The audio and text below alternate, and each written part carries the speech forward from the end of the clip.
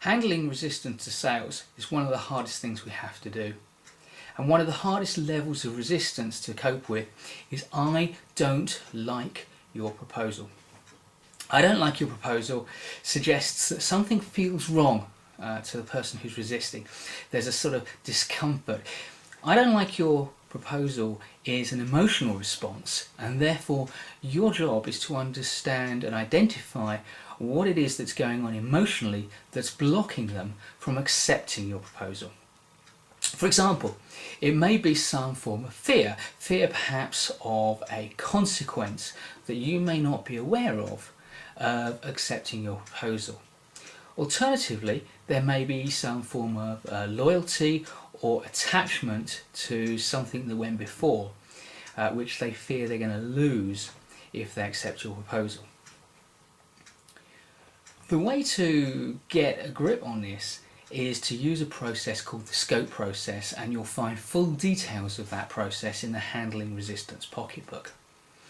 But once you've understood the basis and the reason for the resistance and the reason why they don't like your proposal, then the next step is to confirm with your potential customer or client that this is indeed the correct reason.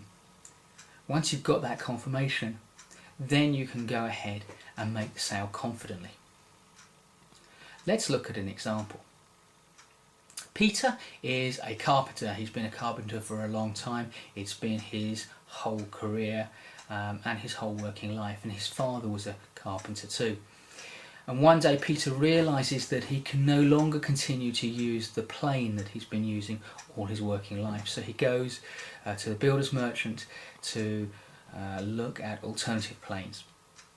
The sales assistant there is very knowledgeable, shows Peter a range of planes and strongly recommends a power plane that will allow him to do his work more quickly, more effectively, and because Peter isn't getting any younger, will also allow him to do it without the shoulder and backache that he's been suffering lately. Peter knows that this is a good proposal, but he doesn't like it. And the shop assistant very quickly senses that there is something wrong that is stopping Peter from buying this plane. Rather than try to continue selling by emphasising the benefits, what she decides to do is to ask Peter some general questions and to engage him in a conversation. In that conversation, she finds out that Peter has been a carpenter for a long time, and that his father, like him, was a carpenter before. And in fact, the plane that Peter's been using for all of his working life has been his father's plane. His father's plane is important to him, it has an emotional attachment, and suddenly she realises that that's possibly what's going on. Asking more questions, she also finds out that Peter takes great pride in his work, and for him, as for his father, who didn't have access to power tools, the plane represents some element of craftsmanship. Peter doesn't want to give that up. Armed with that knowledge, the sales assistant changes her proposal.